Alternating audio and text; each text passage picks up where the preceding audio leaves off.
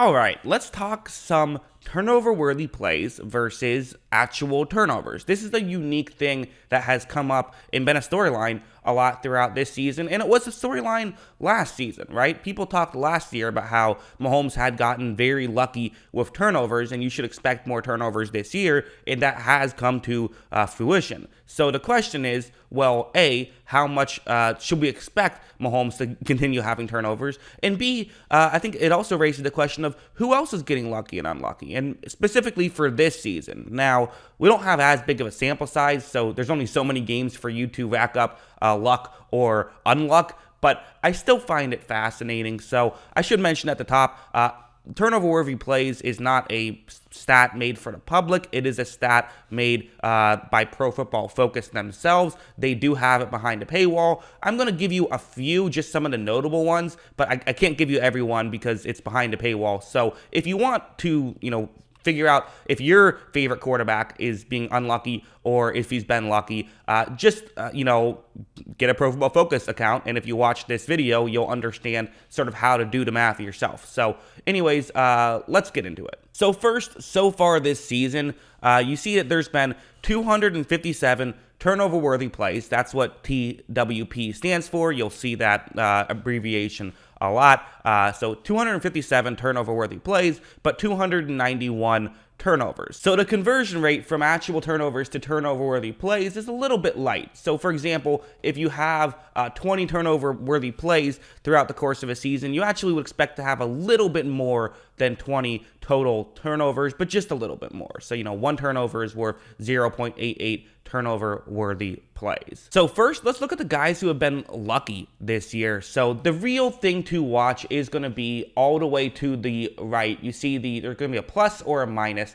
If you have a minus, that actually means you've been lucky. A plus means you've been unlucky. So for Teddy Bridgewater, he has been the luckiest quarterback so far, which is saying something because people are still getting driven crazy with Bridgewater. And again, it's not luck about everything, just about turnover-worthy plays versus turnovers. Bridgewater currently has 10 turnover-worthy plays, but just 5 turnovers, so you expect that to go up if he continues playing the way he has. Ben Roethlisberger also has been a little lucky this season, but what's interesting about those two guys is most people aren't exactly saying that they've been amazing this year anyways. What is fascinating is the Josh Allen and Aaron Rodgers being the other two most lucky quarterbacks so far. Rodgers probably deserves 4 more turnovers given his turnover-worthy plays. Again, not exactly how that works, but it's for easy, just to make things easier, we'll just say that's how it works. Really, he probably deserves slightly more, but we'll just say 7. That's kind of fascinating to me and does check out a little bit. I do think that his,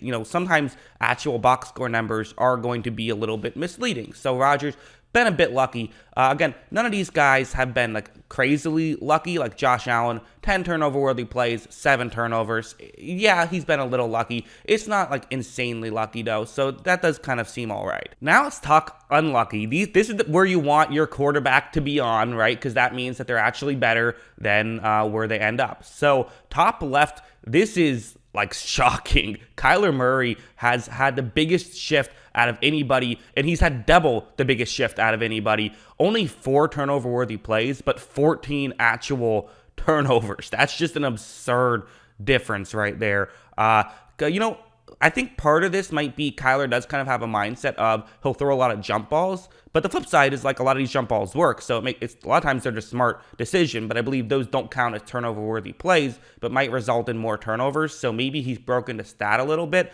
But I do think that with that, the 4 turnover-worthy play stat for the volume he's had is shocking, and especially if he'll move around, which usually results in some fumbles. That hasn't really happened in terms of fumbles that are his fault, because again, PFF separates fumbles that are your fault and fumbles that aren't your fault. So really just crazy stuff with Kyler. So yeah, he's definitely someone who you expect to not turn the ball over much in the second half.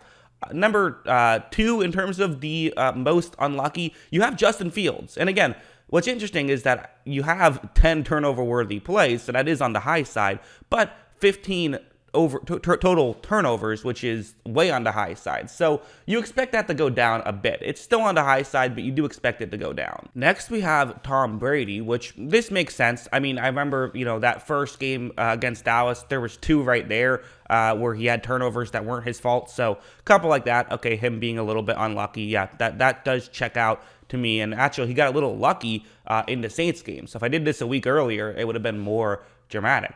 Dak Prescott, another guy who's been a little bit unlucky. He deserves less turnovers, only 6 turnover-worthy plays to 10 total turnovers. Same thing with Ryan Tannehill and Derek Carr. So these are good quarterbacks. What's interesting is that, you have out of these 7 guys, you have a lot of well-respected quarterbacks. These are probably all top 10 quarterbacks and Justin Fields. So that's kind of a unique thing. I don't know if that means Justin Fields, it's good that he's on this list. You like that because the analytics say he's been a bit unlucky. So a little bit fascinating, though, as there does seem to be a trend except for one of these guys. Although, to be honest, I don't think the trend actually matters at all. I think it's just complete coincidence. That's what I think. And then finally, Patrick Mahomes right here. So 15 turnovers and 12 turnover-worthy plays. So he has gotten unlucky.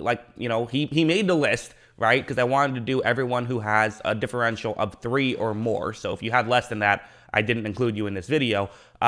So he has been a bit unlucky, but it hasn't been dramatically unlucky. Like he's been unlucky for sure, but someone like Derek Carr has actually been more unlucky, and if anything, people are probably acting like Carr is more of the exception. So this is fascinating to me. Me personally, my main takeaway with this kind of thing is that, maybe I've kind of overreacted to the overreaction to Patrick Mahomes. There is some legitimacy to the fact, yes, it is fair to say he has been unlucky this season. It's also fair to say he's on pace for like a 20 turnover season regardless. So turnover is very high, and his turnover-worthy plays are kind of on pace the entire his entire career. So very fascinating stuff. I made a video today, entitled or something about the gambler's fallacy. I'm not sure if that's going to come out before this video or after this video, but it'll be around the same time.